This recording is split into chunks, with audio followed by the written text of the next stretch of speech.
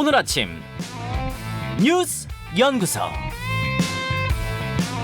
오늘 아침 뉴스의 맥을 짚어드리는 시간 뉴스 연구소. 오늘도 두 분의 연구위원 함께합니다. 뉴스톱의 김준일 대표, 경향신문 박순봉 기자, 어서 오십시오. 안녕하세요. 예, 오늘 첫 뉴스 어디로 갈까요? 국정과제 점검회의. 국정과제 점검회의 어제 생중계가 됐어요. 네, 생중계됐다라는 게 좀 형식상 특이한 점이고요. 그리고 또 국민들 100명이 초대가 됐거든요. 네. 국민들이 질문하고 대통령하고 장관들이 답변하는 그런 방식으로 진행이 됐습니다. 어제 오후 2시에 청와대 영빈관에서 시작을 했는데요. 원래 100분을 예고를 했었거든요. 네. 근데 실제 종료 시간은 4시 36분이었습니다. 예정보다 56분을 더 했어요. 1시간가량이 더 진행됐어요. 네. 윤 대통령 주요 발언 좀 핵심적인 것만 요약을 해보면은요. 예. 일단 3대 개혁 과제를 제시했다. 이 부분이 좀 중요합니다. 3대라는 거는 연금, 노동, 교육 개혁 세 가지를 얘기하는 거고요. 윤 대통령이 이렇게 강조를 했습니다. 선택이 아닌 필수다. 노동제도가 바뀌지 않으면 3류, 4류로 전락할 수밖에 없다. 대통령실에서 좀 얘기를 들어보니까 네. 이 중에서도 노동개혁이 좀 가장 가시적이고 핵심적이다 이렇게 얘기를 하더라고요. 그러니까 연금개혁이나 교육개혁도 중요해서 준비는 할 건데 시간이 오래 걸리기 때문에 이제 반면에 노동개혁은 이미 시작을 했다 이렇게 좀 얘기를 하고 있습니다. 노동개혁 방향도 윤석열 대통령이 제시를 했는데요. 유연성, 노동시장의 공정성, 또 노사관계의 안정성 이런 것들을 얘기했고요. 또 이제 화물연대 사례 얘기하면서 노사 법치주의도 강조를 했습니다. 네.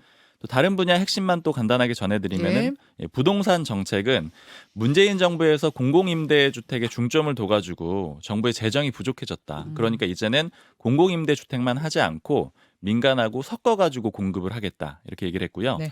그리고 고금리로 주택가격 하락하고 있다. 그러니까 규제 빨리 풀어서 시장 안정화시키겠다 이런 얘기도 했습니다. 그리고 건강보험 요거 건보개혁은 이미 예고를 했었죠. 의료 쇼핑 막겠다, 그렇죠. 세금 낭비 막겠다 이런 얘기했고요. 또 지역균형 발전을 얘기하면서 좀 주목이 됐던 거는 광역단체장하고 교육감을 러닝메이트제로 하면 어떻겠느냐 이런 선거제도 제안도 했습니다. 자, 김준일 대표는 어떤 부분에 주목하셨어요? 일단 뭐 이 형식 자체가 예전에 문재인 정부 때 있었던 국민과의 대화랑 매우 흡사합니다. 이름은 다르고 그때는 대통령 혼자 이제 주로 얘기를 하고 이번에는 장관들이 같이 얘기를 했다. 뭐 이런 거가 좀 다르긴 한데 예. 매우 흡사합니다. 뭐 기사 일부를 읽어드릴게요. 민원인의 하소연이 난무했고 대통령은 그들의 마음을 달래기에 급급했다. 손을 들어 외치는 모습은 각본 없는 솔직한 대화를 넘어 감성을 자극하는 주구 정치를 연상시켰다. 그 결과 국정을 이끄는 대통령이 아니한 현실 인식을 바꿀 기회가 사라지고 말았다. 이게 그 문재인 대통령의 국민과의 대화에서 언론이 그때 한 언론이 지적한 내용이거든요. 어느 언론 지적입니까? 이게 모 보수 언론 예. 지적입니다. 예. 그러니까 제가 말씀드린 거는 이거를 이번 거에 갖다 대도 전혀 시기만 바뀌었을 뿐 큰 차이가 없다. 뭐 이렇게 평가할 수 있을 것 같아요. 왜 그러냐면은 민감한 얘기가 이제 물론 이제 정책에 대해서 민감한 얘기가 있었는데 그런 얘기들이 다 빠졌어요. 예를 들면은 뭐 12구 이제 이태원 참사 관련해서 또 한 명이 뭐 숨지고 10대가 뭐 이런 건데 그런 얘기는 전혀 나오지 않았다라든지 그래서 조금 이제 뭐 읍소형 질문이 많았고 이렇게 어려운데 이것 좀 해결해 주세요. 그러면은 국정과제로 홍보를 하고 이렇게 뭐 얘기를 하는 이런 방식으로 이제 진행이 됐습니다. 그래서 제가 좀 이제 뭐 안 하는 것보단 난데 좀 개선점이 좀 필요하겠다 이런 생각이 들었어요. 네. 그래서 첫 번째 문제는 대통령이 너무 말을 많이 합니다. 이게 그러니까 대통령과의 대화가 아니라 국정 홍보, 국정 과제를 설명하는 자리면은 장관들이나 네. 이런 분들이 더 나와서 설명을 해야 되는데 대통령이 한 15분, 20분 얘기를 하고 장관한테 마이크를 넘기니까 뭐 원희룡 장관은 대통령께서 앞에서 다 말씀하셨다라고 하고 1분 얘기하고 말더라고요. 아하. 그러니까 이게 특히 대통령은 되게 원론적인 얘기만 너무 많이 했어요. 예를 들면은 마약과의 전쟁 얘기하는데 내가 나 때는 검찰에서 하면서 라떼는 시절 하시더라고요. 그러면서 뭐 1부, 2부, 3부, 4부에서 다 마약 수사를 했는데 그러니까 그런 정보들이 국민들한테 전혀 필요하지 않은데 이제 너무 말을 많이 해서 앞으로는 대통령이 좀 말을 적게 하는 방식 그리고 또 하나는 이제 뭐 국민과의 대화도 하는,데 전문가나 기자들하고도 좀 더 그러니까 깊게 들어가려면 그런 게 좀 필요하겠다라는 거고 또 하나는 너무 많은 거를 다루니까 좀 나눠가지고 여러 번 하면 좋겠다. 그러면은 좀 국민들도 더 이해를 잘할 수 있지 않겠나 그런 생각이 듭니다. 그러니까 일회성으로 그치지 않고 예. 좀 자주 대화가 있고 형식도 국민과의 대화, 뭐 기자들과의 대화 좀 이런 것들이 열려 있어야겠다 그런 말씀이신 거죠? 경제 문제만 이번에는 딱 파고 다음에는 사회복지 문제만 파고 이런 식으로 해서 하면은 국정 홍보도 잘 되고 사람들한테 이해도 잘 되고 그러지 않을까 그렇게 보여집니다. 지금 노동, 뭐 건강보험, 교육 이런 부분에 있어서의 변화를 정부가 지금 시도하겠다. 어제도 공식 선언을 했어요. 그 중에서도 노동개혁 이야기 지금 하셨잖아요. 주 52시간제 또 정년 연장 이런 것들 바뀐다고 하는데 어떻게 바뀌는 건지 일단 설명을 좀 들어야 그다음에 토론도 가능하고 이럴 수 있을 것 같아서 오늘 일부 인터뷰 노동부 장관 초대했습니다. 주 52시간제 어떻게 바꿀 생각인지 정년 연장은 어떻게 시도하는 건지 등등등 여러분 궁금한 거 보내주세요. 잠시 후에 질문하죠. 박순봉 기자. 네. 어제 나온 여론조사 결과도 좀 볼까요? 네, 전국 지표조사 결과가 좀 그 주목을 끌었는데요. 왜냐하면 여당 지지율이 야당 지지율을 역전을 했습니다. 예. MBS 조사인데 엠브레인 퍼블릭, K-스탠 리서치, 코리아 리서치, 한국 리서치 이렇게 4개 여론조사 기관이 조사를 했고요. 조사 시점은 지난 12일부터 3일간이었습니다. 예. 국민의힘 지지율이 36%가 나왔거든요. 민주당 지지율은 30%였습니다. 그러니까 6%포인트 여당이 높았던 거죠. 예. 이 같은 기간의 마지막 지난번 조사가 11월 5주차 때였거든요. 2주 전이었습니다. 그때는 국민의힘이 32%, 민주당이 34%였어요. 그러니까 민주당이 2%포인트 높았는데 2주 사이에 국민의힘은 4% 오르고 민주당은 4% 떨어져가지고 역전이 됐습니다. 예, 예. 그리고 이 조사에서 윤석열 대통령 지지율도 역시 올랐거든요. 34% 나왔는데 이 지난번 조사보다 2%포인트 상승을 한 겁니다. 역시 같은 조사에서 말이죠. 맞습니다. 예. 그리고 또 하나 좀 주목되는 여론조사가 예. 그제 나왔는데 방송인 김어준 씨가 만든 여론조사 기관이 있습니다. 꽃이라는 그 기관이요. 네, 여론조사 꽃 이렇게 5글자가 이름이거든요. 네. 여기서 나온 이 윤석열 대통령 지지율을 보면 41.9%가 나왔어요. 그러니까 40%가 넘었기 때문에 굉장히 높잖아요. 41.9%? 네. 어. 국민의힘에서 이 공정미디어위원회라는 이 그 부서가 있는데 여기서 성명서를 어제 냈습니다. 김어준 씨가 만든 진보 성향의 여론조사 기관에서도 이 정도가 나왔다라는 거는 굉장히 높은 거다. 이렇게 좀 평가를 하는 그런 좀 이례적인 일도 있었고요. 예, 그 조사 개요도 좀 알려주셔야 될 것 같아요. 예. 그 조사 개요는 좀 제가 확인을 해봐야 될 것 같습니다. 네, 밖에서도 좀 찾아주시고요. 네. 요 41.9%가 나온 것이 또 워낙 다른 데에 비해서 좀 높은 수치여서 어제 화제가 됐고, 국민의힘 전당대회 룰 변경 얘기는 지금 좀 어떻게 변화가 있습니까? 어떻습니까? 사실상 100%로 가려고 하는 그런 분위기가 많이 만들어져 있어요. 지금 현재는 당원 투표가 70%, 국민 여론조사가 30%잖아요. 그러니까 네. 7대3 비중으로 돼 있는 거죠.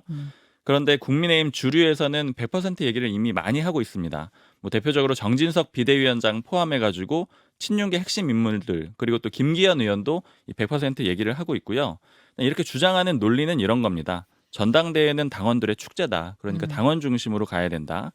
그리고 당원이 100만 명을 넘었다. 당원 숫자가 예전에 이준석 전 대표 뽑힐 때는 28만 명 정도였거든요. 그러니까 당원만으로도 충분한 상황이 됐다라는 거예요. 그리고 또 정진석 위원장 표현을 빌리면은 일반 반장 뽑는데 왜 3반이 참여하느냐. 일반에서 반장 뽑는데 네. 3반 학생들이 왜 투표하느냐? 즉 민주당이 왜 끼느냐 이런 얘기인 거죠. 여론조사를 하면은 민주당 지지자들도 포함이 되는 게 아니냐. 그리고 윤석열 대통령이 사석에서 100% 해야 되는 거 아니냐 이렇게 언급했다라는 보도도 나왔거든요. 네. 근데 저도 직접 들은 사람한테 들은 의원한테 들은 건 아닌데 다른 의원이 그런 얘기를 하더라. 이런 좀 전달해서 들은 얘기까지는 들었습니다. 윤 대통령도 사석에서 당신 100%로 가야 된다 이런 얘기를 했다고요? 네.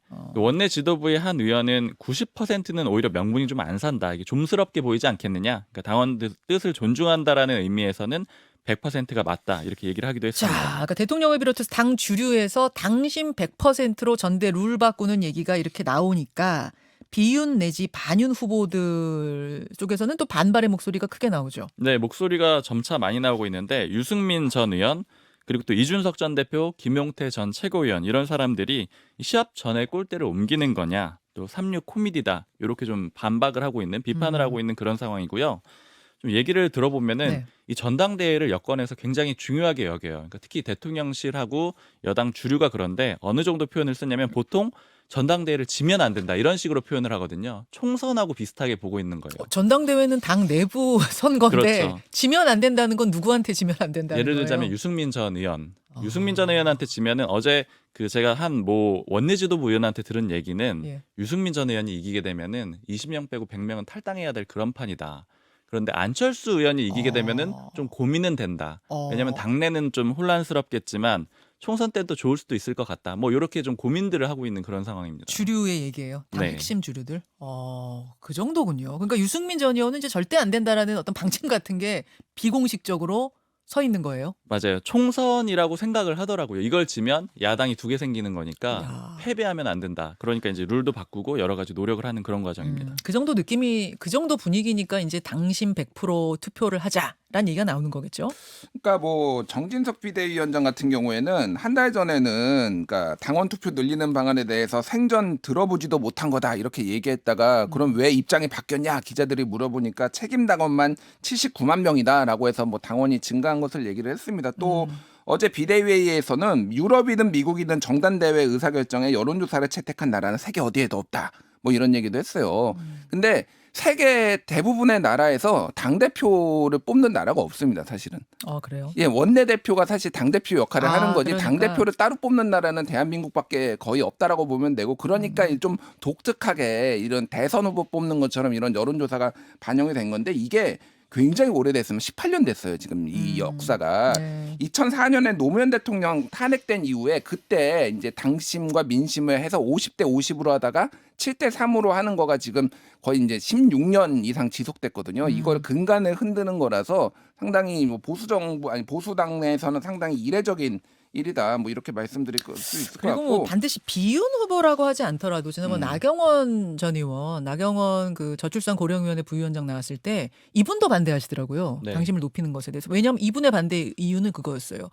어떤 조직이 조직적인 표를 행사할 수 있다. 그러면서 전체의 당심도 흔들어 버릴 수 있다. 이런 염려를 하시더라고요. 네. 네. 그래서 뭐 여러 가지 평가가 있는데 국민의힘의 기류 중에 또 하나는 이준석 같은 대표가 나오면 안 된다 이런 것도 있어요. 이준석 대표가 그때 여론조사에서는 그러니까 당심에서는 나경원 의원이 더 높았는데 예. 여론조사에서 더 압도적으로 높으면서 당 대표가 됐잖아요. 근데 문제가 많았다 이런 식은 안 된다라는 기류도 있어서 그래서 좀 강하게 나오는 것도 있습니다. 그래요.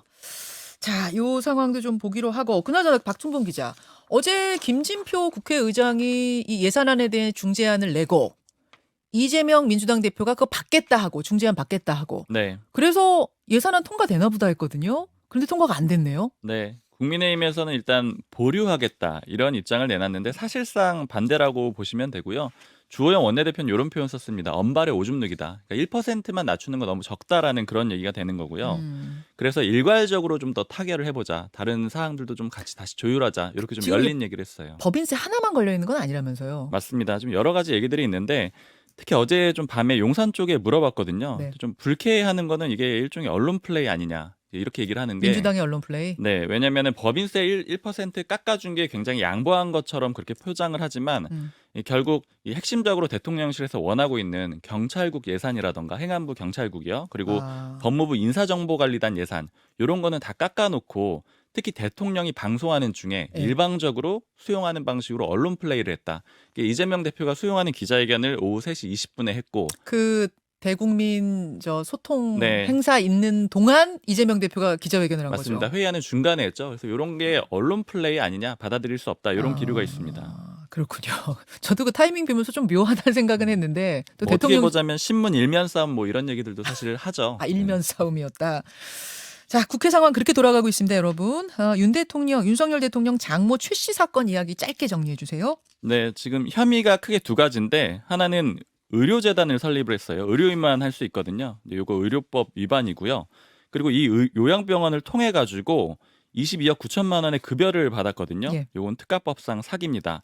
1심은 3년에 징역 3년에 법정 구속이 나왔고 2심 무죄, 3심 무죄 이렇게 나왔는데 네. 쟁점은 투자자냐 공범이냐 이런 문제였는데 결과적으로는 그냥 투자자다 이렇게 법원은 본 거고요. 특히 대법원이 좀 적시한 게 검찰의 증명이 부족했다. 그러니까 의심은 되는데 유죄 의심이 가는데 검사가 제대로 증명을 못한 것 같다. 이런 경우에는 피고인의 이익으로 판단한다. 이거 이제 드라마 우영우에서도 좀 나왔던 내용이죠. 자, 이 이야기는 오늘 말말말에 준비가 돼 있으니까 거기서 더 깊이 있게 가보도록 하죠. 두 분 수고하셨고요. 조금 전에 그 김어준 씨가 설립한 여론조사 기관 여론조사 꽃에서의 이 대통령 국정운영 지지도 41.9%. 조사 방식 아까 말씀 못 드렸죠? 말씀드리겠습니다. 12월 11일, 12일 양일 동안 성인 남녀 1,001명 대상 조사였다는 것. 두 분 수고하셨습니다. 감사합니다. 감사합니다.